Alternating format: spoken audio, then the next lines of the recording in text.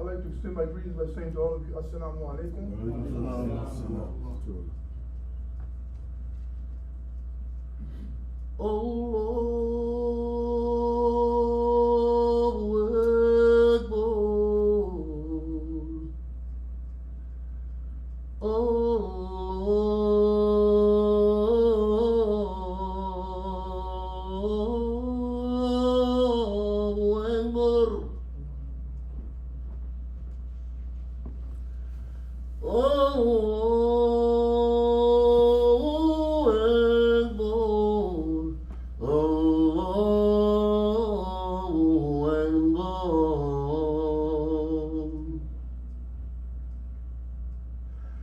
أشهد أن لا إله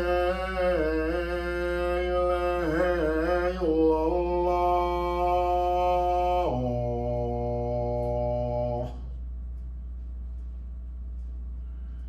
أشهد أن لا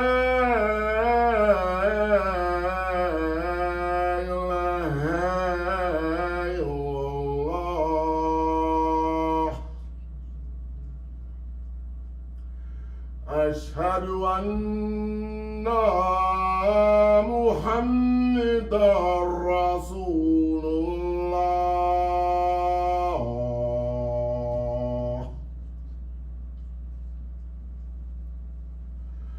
أشهد أن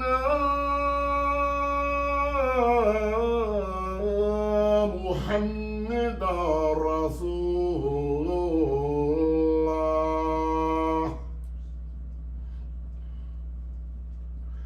غير الصلاة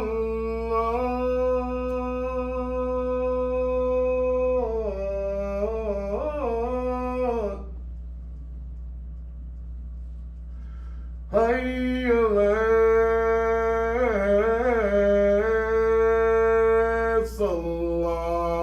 للصلاة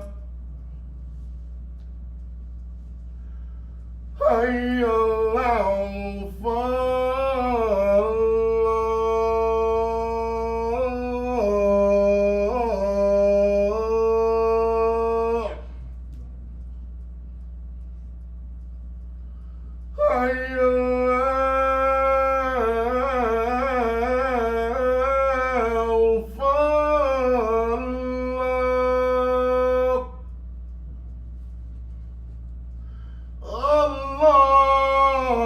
أكبر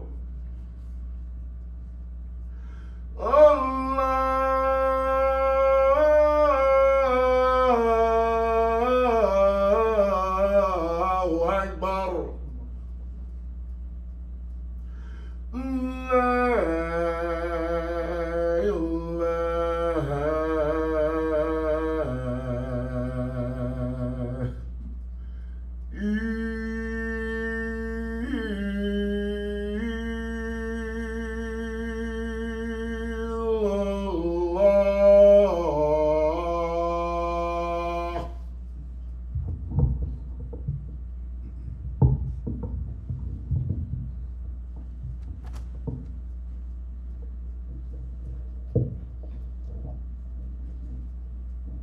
لا إله الحمد لله نحمده ونستعينه ونستغفره ونعوذ بالله من شرور أنفسنا ومن سيئات أعمالنا من يهده الله فلا مضل له ومن يضلل فلا هادي له وأشهد أن لا إله إلا الله وحده لا شريك له وأشهد أن محمدا عبده ورسوله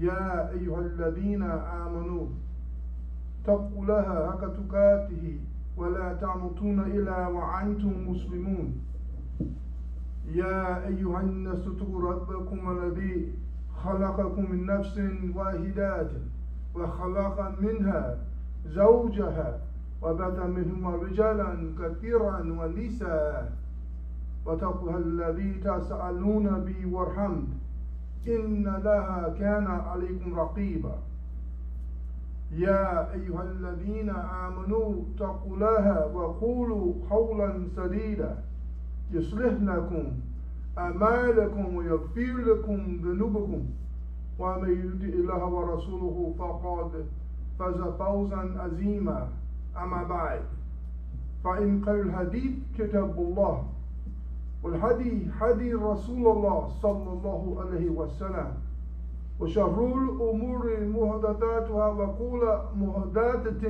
بدعة وكل بدعة ضلالة وكل ضلالة في النار. It recited as follows, that all praises are due to Allah. We praise Him, we beseech Him for help, we ask for His protection. We seek refuge in Allah from the mischiefs of our souls and from the unsuccessfulness of our deeds. And whomsoever He guides, there is none that can lead him astray.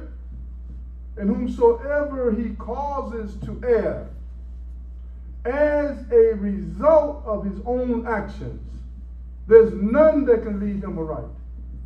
And I bear witness that there is no God but Allah, except Allah, only Allah.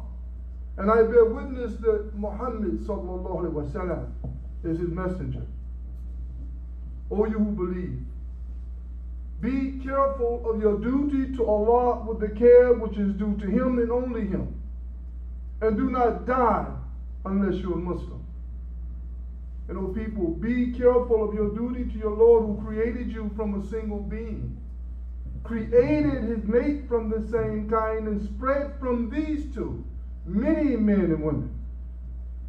Be careful of your duty to Allah by whom you demand one of another of your rights and to the ties of relationship. Truly Allah is forever watchful over you. And O you who believe, be careful of your duty to Allah subhanahu wa ta'ala and speak the right words to each other. He will put your deeds into a right state for you and forgive you your faults. And whosoever obeys Allah subhanahu wa ta'ala and His messenger sallallahu alaihi wasallam, they will indeed achieve a mighty success.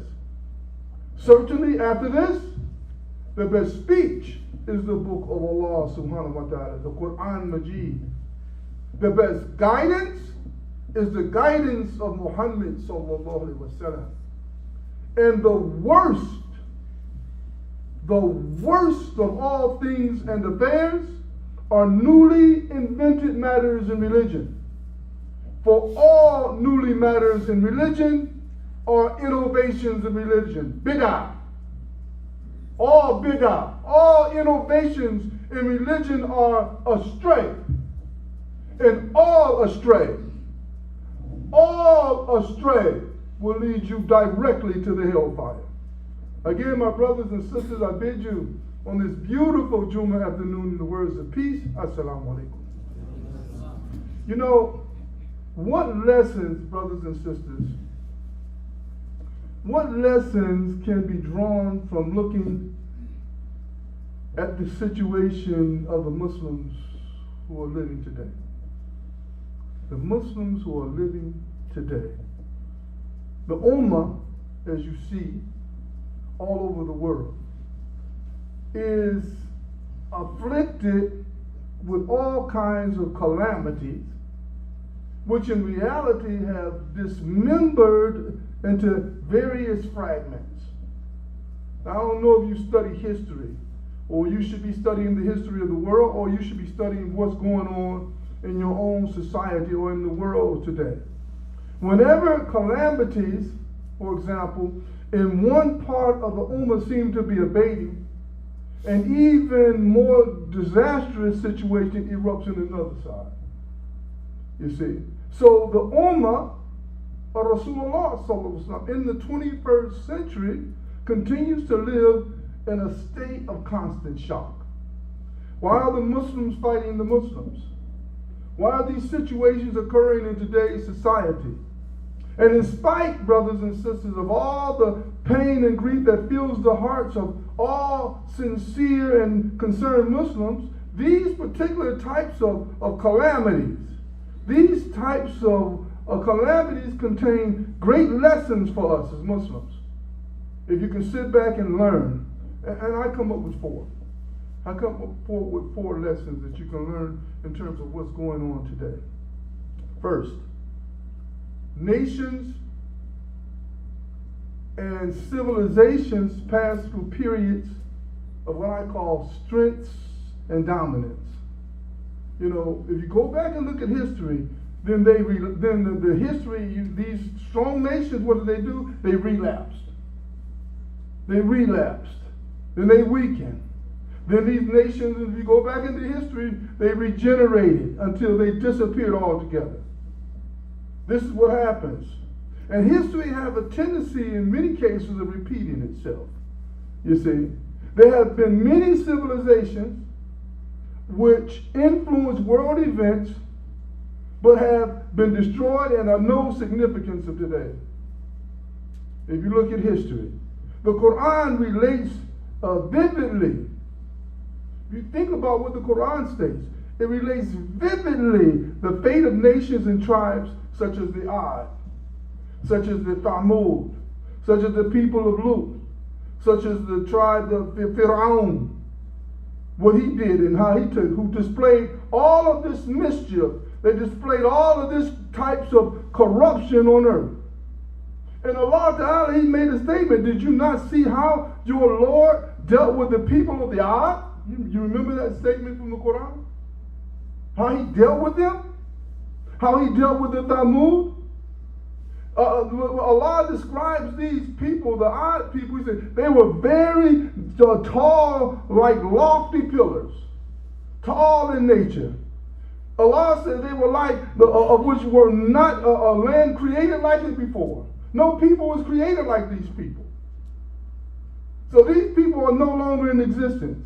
Then Allah said, look at the Thamud. What about the Thamud people who cut out rocks and valleys? Cut out rocks and mountains. Look at Fir'aun, look at Pharaoh, who had pegs. So the question is, they all transgressed. They did transgress beyond bounds in the land. What happened to these people? They were strong people, they were in control of things, and all of a sudden they no longer existed. And made therein much mischief. So Allah says, your Lord poured on them different kinds of severe torment. Verily your Lord is ever watchful and he's ever powerful. So, you see, brothers and sisters, we have to understand, we also have records of the Greeks, don't we? We have records of the Persians. We have records of the Roman Empire. All these different types of empire that existed before us, at some time they collapsed. They're no longer the power that they used to be. Look at the Soviet Union. It's even more recent of an example. Look at the United States of America. It's bound to happen to us also. It's bound to happen to us. But on the other hand, the Muslim Ummah has experienced much suffering. The Muslim Ummah has experienced much defeats over the years. But one thing we haven't done, we haven't vanished. We haven't disappeared like the rest of these nations, brothers and sisters. We vanished they vanished all together. And despite our weaknesses and dismemberment, we in reality continue to exist because we possess, brothers and sisters, the greatest factors of resilience. We possess the greatest factors of steadfastness. And what are they? The Quran and the Sunnah of Prophet Muhammad sallallahu alaihi wasallam. That's why we still exist. Because of the Quran and the Sunnah of Rasulullah sallallahu alaihi wasallam. Second, contemporary Muslim societies have, in reality, experimented with all kinds of non-Muslim systems. And have found nothing but instability and disarray. But fortunately, however, the Ummah has discovered the fallacies and the inadequacies of these ideologies. The Muslim Ummah has rediscovered its identity, deeply rooted in its glorious historical past. You see? and has finally realized the path to success and salvation. Today, brothers and sisters, the Muslim Ummah is yearning for the application of Islam. The application of Islam. We have to be in a position, brothers and sisters, in today's society to apply Islam to our private as well as our public life. If we're not, we're going to disappear like the other nations before us. You see, it is no longer willing, and we can't be no longer willing blindly to accept alien ideologies that have made mockery of its integrity and our outlook. You see, this Ummah is absolutely convinced that its salvation lies in holding firmly to the Quran and into the Sunnah. This is a reminder for all of us. If we do not hold on or bite down with our molar teeth to the Quran and the Sunnah, we will disappear as nations before us have disappeared. Believe me when I say this, inshallah. Because in today's world, a weak nation has no place. It has no place. It commands neither respect, nor does it command consideration. Therefore, when a nation with such potential for leadership as the Muslim nation begins to shake off the yokes of this backwardness, it is bound to raise fear in the minds of its adversaries. And that's what's happening now. People will try their best to eliminate. People will try their best to destroy any signs of revival of Islam. And they're trying to do it right now by mixing it in all kinds of things. You see, it is therefore not surprising to find high-handedness towards Muslims issue in the world today. You see, brothers and sisters, third, the tide of misfortunes which the Ummah has been subjected to are a result. And I'm talking about what's going on now. I can sit back and I can tell you what happened during the times of Rasulullah 1400 years ago. But I'm interested in terms of how do we take Islam today? How do we take Islam and how do we apply it in today's 21st century? How do we apply it now?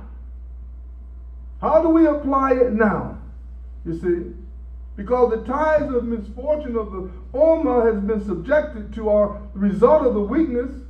As Allah subhanahu wa ta'ala says, what is the matter with you that when a single disaster smites you, although you smote your enemies with once twice as great, that you say, from where does this come to? Why does this come to us? Allah is making these statements. But where does this come? And Allah tells us, say to them, it is from yourselves because of your evil deeds. All the things that are happening to us today are from us. Because we're not standing up for what in reality we believe in. We're not standing up for it, you see. And so complaining and lamenting over the deplorable state of Muslims will not change much from reality. In fact, brothers and sisters, that is the weapon of the weak. That's a weapon for passive people who are contented with this state of affairs that we're in. We can't just be contented. But the path of bringing about change and empowering the Muslim Ummah is a tedious one. It's not only tedious, but it's complicated. The problem we're having is not with other people. The problem the Muslims are having, especially here in America, is with the Muslims. We're having a problem with Muslim unification. We are still hanging and clinging on to culture. And we are not taking Islam and allowing Islam to be the culture.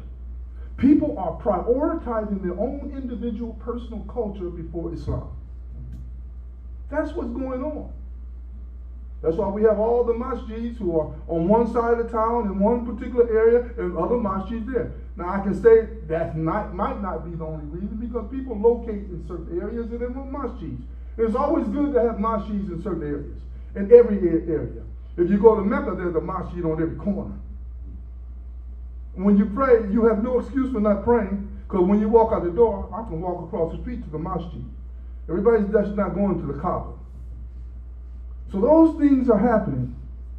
You see, brothers and sisters, it is from ourselves because of our evil deeds, as Allah says. And Allah has power over everything. He has power over everything. So complaining and lamenting over these deplorable state of the Muslims is not going to do us any good. You see, the path of bringing about change, the path about empowering the Muslim Ummah is tedious, it's complicated. It is a path with which Allah tests people. And when Allah tests us to differentiate those people who are true believers from the others. From those who are true from the others. Because Allah also grants success only to those who are steadfast. He grants success only to those who are sincere servants of Allah.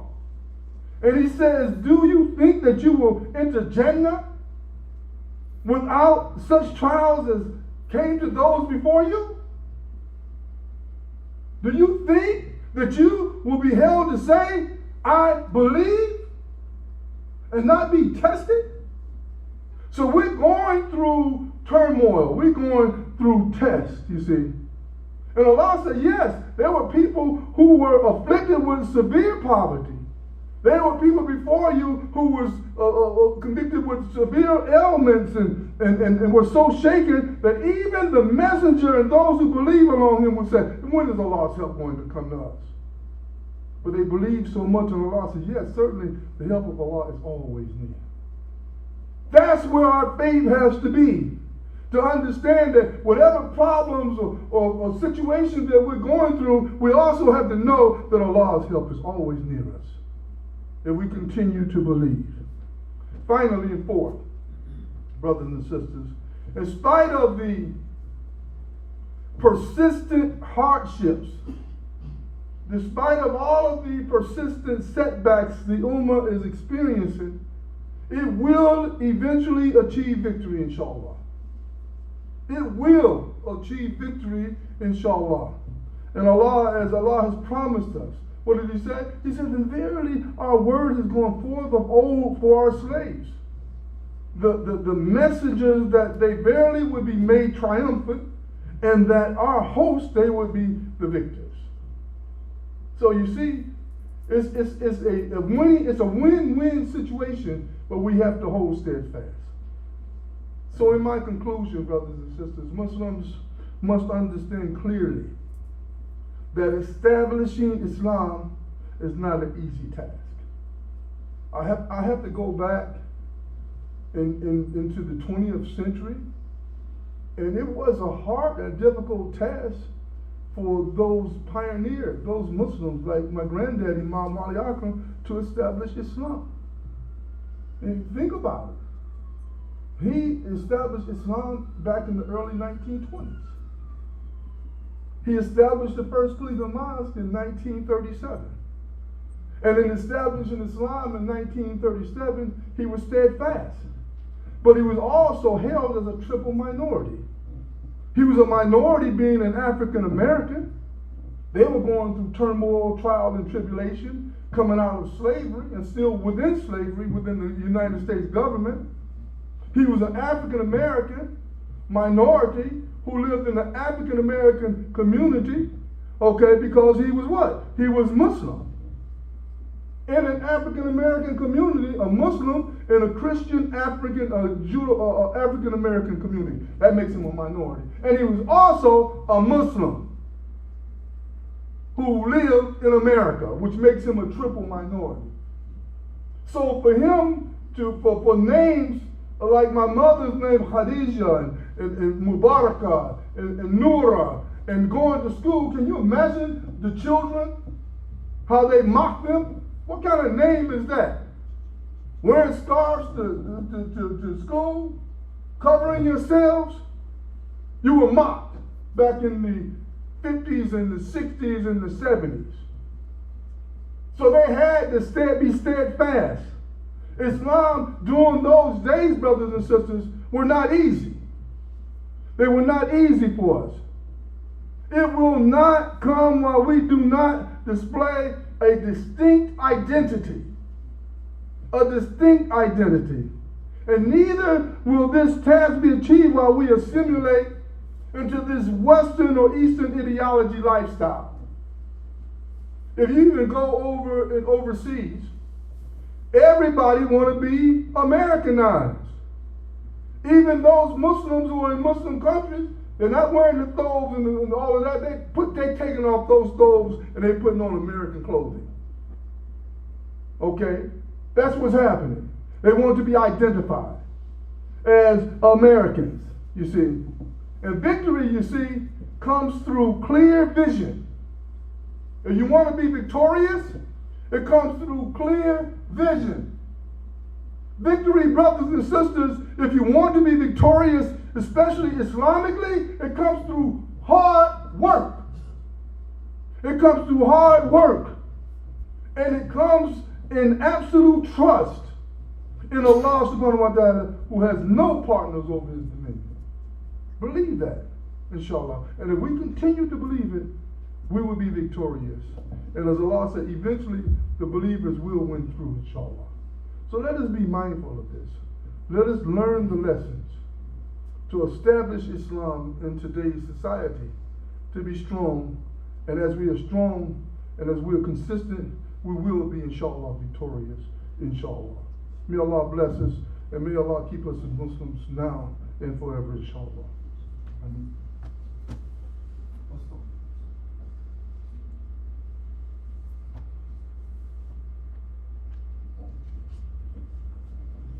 الحمد لله نحمده ونستعينه ونستغفره ونؤمن به ونتوكل عليه ونعوذ بالله من شرور أنفسنا ومن سيئات أعمالنا من يهده الله فلا مضل له ومن يضلل فلا هادي له اللهم انصر من نصر دين محمد صلى الله عليه وسلم وجعلنا منهم اللهم كن من قتل دين محمد صلى الله عليه وسلم ولا تجعلنا منهم اللهم صل على محمد وعلى آل محمد كما صليت على إبراهيم وعلى آل إبراهيم إنك حميد مجيد وبارك على محمد وعلى آل محمد كما باركت على إبراهيم وعلى آل إبراهيم إنك حميد مجيد. All praises are due to Allah. We praise Him, we seek His assistance and His protection. We believe in Him and we trust in Him. And we betake to Allah against the excessiveness of our actions. And whomsoever He guides, there's none that can lead him astray. And whomsoever He causes to stray, there's none that can be guided. We ask, oh Allah, help those who help the religion of Muhammad sallallahu alaihi wasallam and number us among them. And oh Allah, disappoint those who try to disgrace the religion of Muhammad sallallahu alaihi wasallam and number us among them. And oh Allah, exalt Muhammad and the family of Muhammad as thou did exalt Ibrahim and the family of Ibrahim, for surely thou art praised and magnified. And oh Allah, bless Muhammad and the family of Muhammad as thou did bless Ibrahim and the family of Ibrahim, for surely thou art praised and magnified. Again, brothers and sisters, if you want to know something, you should know about the heartbeat of Islam. And I say that if you knew of a dangerous thing that would take your heartbeat away, would you dare to go toward it? If my heartbeat would be taken away from something, would I go toward that thing that would take my heartbeat away? You see, but unfortunately, the majority of us has embraced what I call the dangerous killer and has given it a priority in our daily affairs. And this killer, brothers and sisters, this killer has crept into our homes. This killer has crept into our media. This killer has crept into our schools. And worst of all, this killer has crept into the minds of our young people. who are corrupted by acknowledging this dangerous thing as a desirable trait. I know you probably don't know what I'm talking about. Okay. So what is the question? The question is, what is this heartbeat of Islam? And who is the cold killer destroying it? Well, the heartbeat of Islam, I want you to understand, is Hayaa. Hayaa. Hayaa is the inhibition. It's defined as an inhibition, which means a feeling, a state of mind, or a state of belief that prevents somebody from behaving in a specific way. That's what Hayaa is. Hayaa is the nurture or character that brings us pain at the very idea of committing a wrong sin. If I'm committing it, I'm feeling bad about it. I'm feeling disgusted about it if I'm doing something wrong. I'm doing it, but I know I shouldn't be. I shouldn't be. And those of us who don't feel bad about doing something wrong, then you got a problem. But there's a problem. Hayaa, it is an attribute that is responsible for swaying us away from anything distasteful or abominable. Many of us have it, many of us don't. It's there. The Prophet ﷺ said, every religion has a distinct call. He says, from Islam, it is Hayaa. It is Hayaa. That's what he says. Okay. In another hadith, the Rasulullah said, every deen has an innate character. He says the character of Islam is Hayaa. So you see, the Prophet said there are more than 70 branches of Iman. He says the foremost of which is the declaration of La ilaha illallah. And the least of it is removing harmful things from the path.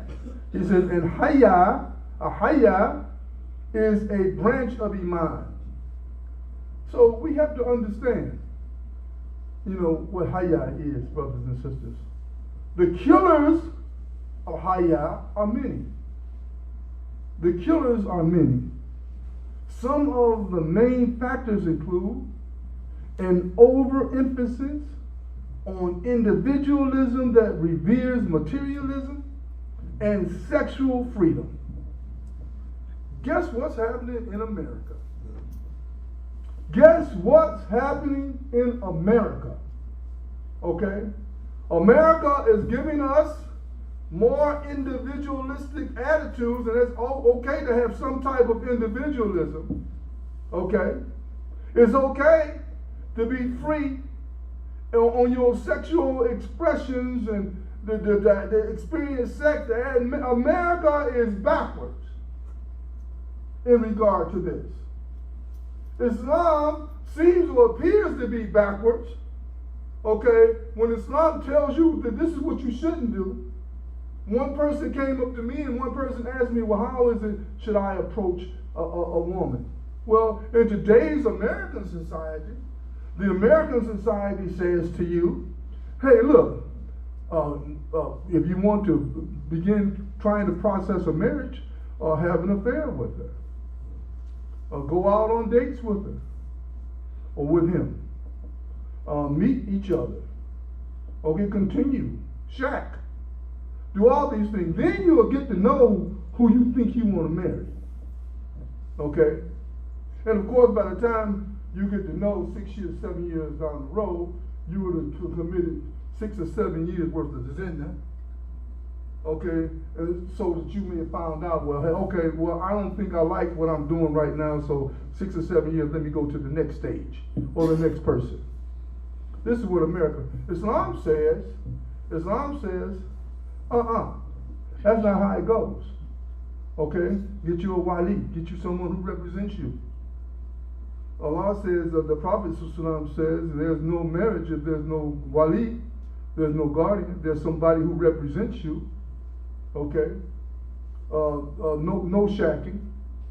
No going out on a date unless you have some mediator or some third party with you. You see, that's backwards in American society. That's backwards in an American society. Nobody goes out in an American society expected to be chaperoned. Nobody. Not even the teenagers. Not even the teenagers. So all these things are happening.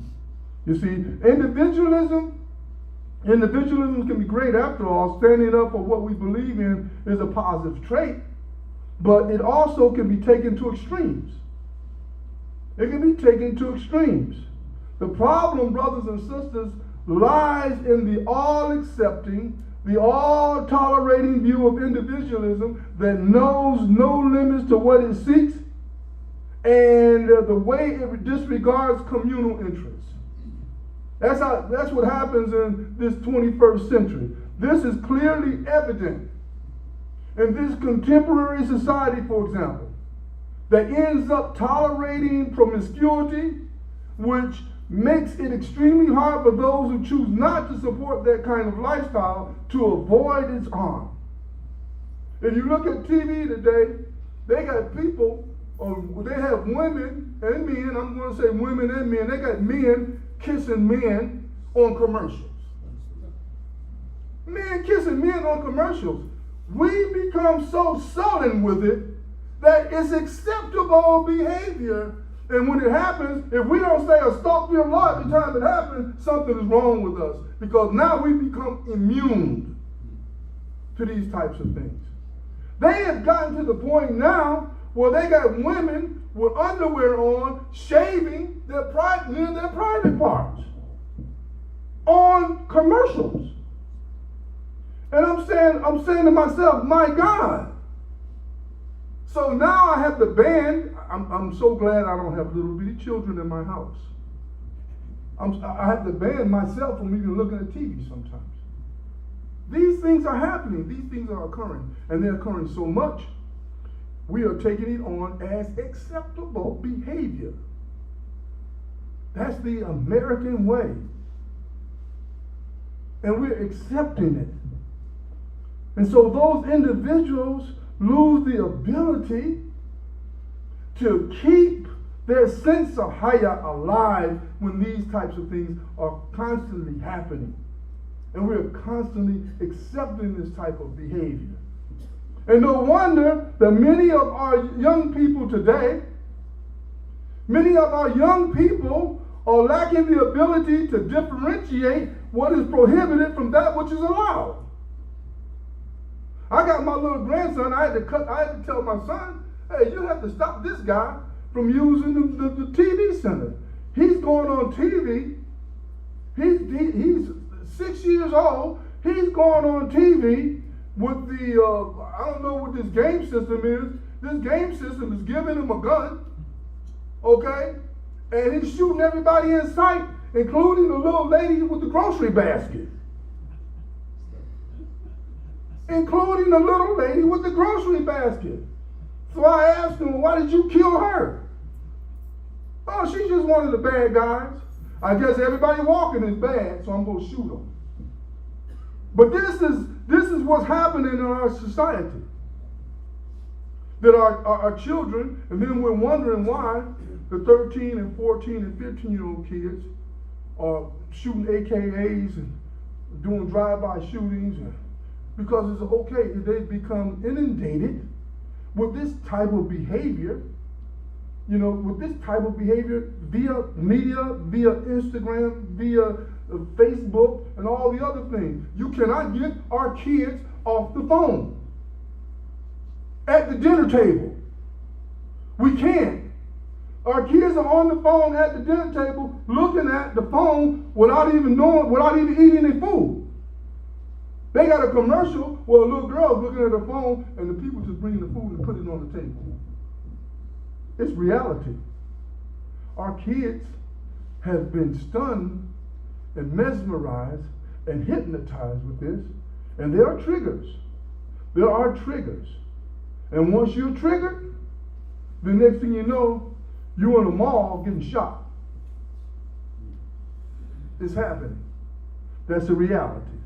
And guess what, Muslims? It's happening to our children too. Don't think it's not. It's happening to ours, because guess what? We want to be more Americanized than we want to be Muslims.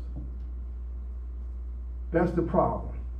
And eventually those individuals lose the ability to keep their sense of Hayaa alive. They refuse it. It don't happen. And no wonder that many of our young today lack the ability to differentiate what is prohibited from what is allowed. And unless they appreciate the dangerous effect borderless personal freedoms may have on their heartbeats, our young people are going to lose their Hayaa. And guess what? After they lose their Hayaa, they lose their deen. They lose their deen. So let us be mindful of that. Nobody want to talk about this. This is a reality in our society. How do you take Islam? How do you make it applicable to your private as well as your public life? Think about it. Let's make dua. ربنا اتنا في الدنيا حسنة وفي الآخرة حسنة وقنا عذاب النار. رب اجعلني مقيم الصلاة ومن ذريتي ربنا وتقبل دعاء. ربنا اغفر لي ولوالدي وللمؤمنين يوم يقوم الحساب. ربنا إننا سمعنا مناديا ينادي للإيمان أن آمنوا بربكم فآمنا. ربنا فاغفر لنا ذنوبنا وكفر عنا سيئاتنا وتوفنا مع الأبرار. ربنا وآتنا ما وعدتنا على رسولك ولا تخزنا يوم القيامة إنك لا تخلف الميعاد. إن صلاتي ونسكي ومحياي ومماتي لله رب العالمين لا شريك له وبذلك أمرت وأنا أول المسلمين. ربنا ظلمنا أنفسنا وأن لا تغفر لنا وترحمنا لا نكونن من الخاسرين. ربنا لا تجعلنا مع القوم الظالمين. ربنا افرغ علينا صبرا وتوفنا مسلمين. ونشهد أن لا إله إلا الله وحده لا شريك له. نشهد أن محمدا عبده ورسوله. إن دين له الإسلام. الله أكبر. الحمد لله رب العالمين. صلاة الجمعة.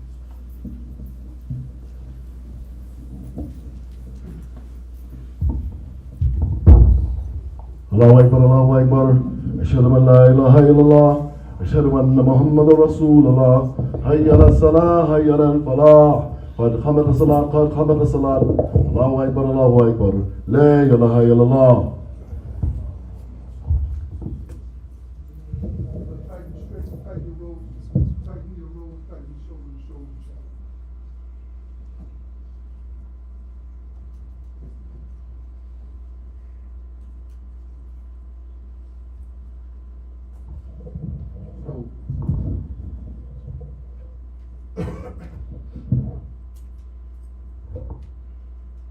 الله أكبر.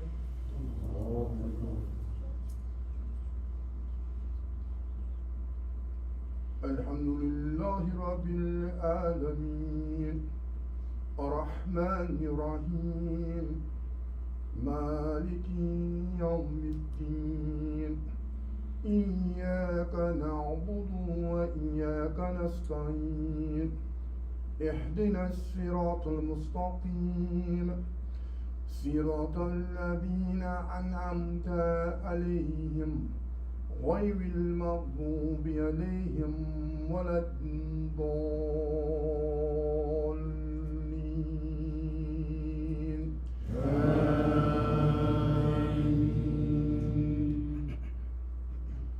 سبح اسم ربك الأعلى الذي خلق فسوى والذي قدر فهدى والذي أخرج المرعى فجعله غثاء أحوى سنقرئك فلا تنسى إلا ما شاء الله إنه يعلم الجهر وما يخفى ونيسرك لليسرى فذكر إن نفعت الذكرى سيذكر من يخشى ويتجنبها الأشقى الذي يصلى النار الكبرى ثم لا يموت فيها ولا يحيا قد أفلح من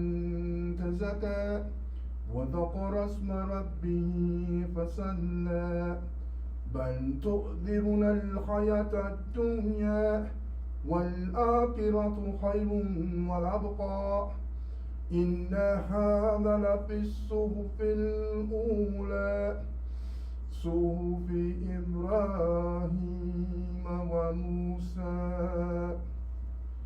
الله أكبر.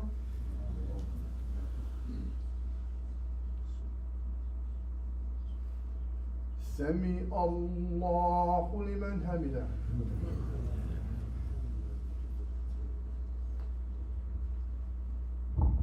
الله أكبر.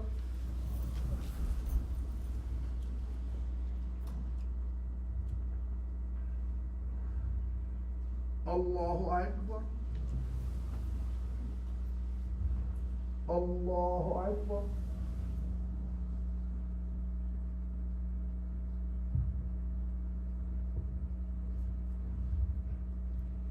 الله أكبر. بسم الله الحمد لله رب العالمين الرحمن الرحيم مالك يوم الدين إياك نعبد وإياك نستعين اهدنا الصراط المستقيم صراط الذين أنعمت عليهم غير المغضوب عليهم ولا الضالين آمين. والشمس وضحاها والقمر إذا تلاها والنهار إذا جلاها والليل إذا يغشاها والسماء وما بناها والأرض وما طحاها والنفس وما سواها فألهمها فجورها وتقواها قد أفلح من زكاها وقد خاب من دساها كذبت ثمود بطغواها إذ انبعث أشقاها فقال لهم رسول الله ناقة الله وسقياها فكذبوا فعقروها فدمدم عليهم ربهم بذنبهم فسواها ولا يخاف عقباها.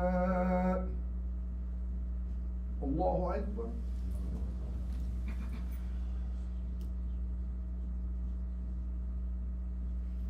سمع الله لمن حمده.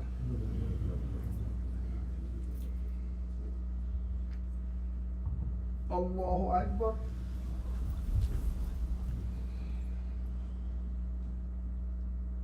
الله أكبر. الله أكبر.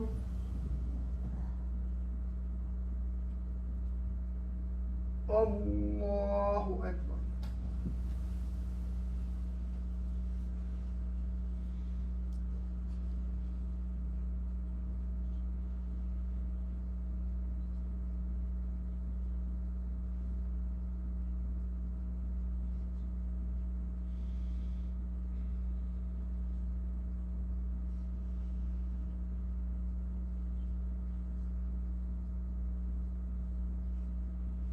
السلام عليكم ورحمة الله. Assalamu alaikum wa rahmatullah.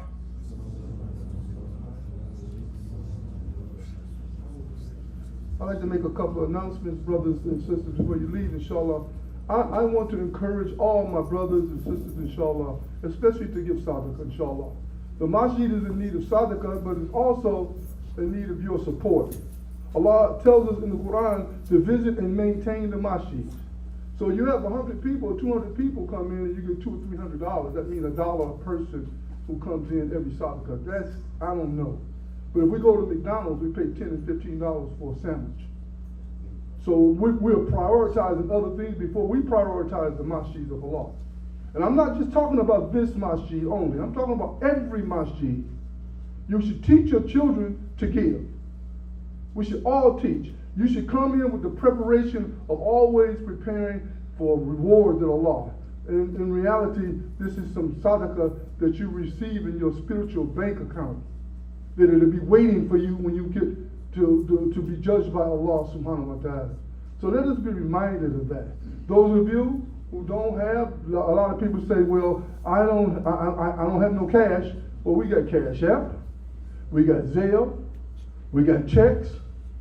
So any type of form of compensation, these are the things that allow our masjid to stay open, keep our lights on, continue to have activities to support the community, to provide for it. You benefit from it.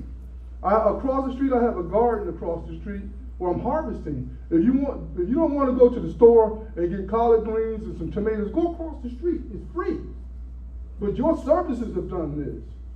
Okay? Use the Muslims. We need to use each other for the benefit of benefiting, so that the community can benefit. Across the street, I'm harvesting. I got collard greens, mustard greens, tomatoes, beets. I got onions. I got cucumbers. I got watermelon. I got squash. Everything is across the street, and it's pure. It's only by Allah. Allah has did this for us, inshallah. But you must continue to support the Muslims. We support everything else. We support everybody else. We need to support the Muslims more. So as you leave out, drop something in, inshallah. If you drop what you can in, inshallah. The more you drop in, the better and the more the reward. I'm asking the people here, and I'm also asking the people who are online, who are listening to me, give this address. Do that, inshallah. You have Cash App. So you go to $ FirstCleveland, okay? That's Cash App, $ FirstCleveland. If you go to Zelle, you go through FirstCleveland, FirstCleveland131@gmail.com. That's that. You go to PayPal, you go to FirstCleveland131@gmail.com. You go through Zelle. What's that Zelle number? It's that Zelle number. So whatever. You'll know it, and you'll see it on the line, those of you who are online. And of course, you can put a check in. You can you can put it in the box if you don't want anybody to see it. Then fine, that's alhamdulillah. But we need to support our local masjids, especially those that you frequent, inshallah. May Allah reward you, and may Allah keep you, inshallah. Assalamu alaikum, everybody. So there are two events that are going on tomorrow. There's the Ashbury Community Back to School event. This is happening at 11011 Ashbury Avenue, Cleveland 44106. And this is happening between 12 and 5 p.m. This is basically the back to school party. Food trucks are going to be there, free school supplies, free dental hygiene and health screening, sign up for free classes, and also get $30 off your internet bill. So that's tomorrow between 12 to 5. We also have between FirstCleveland and Masjid Belal, we're doing Remember the Titans. It's a movie night. And this is going to be happening at Masjid Belal tomorrow between 3 and 5 p.m. So the movie is Remember the Titans, and it's going to be free pizza, wings, and games, inshallah. So for those who are interested or want more information, get a hold of me. If there's anything else, let me know. Jazakallah khair.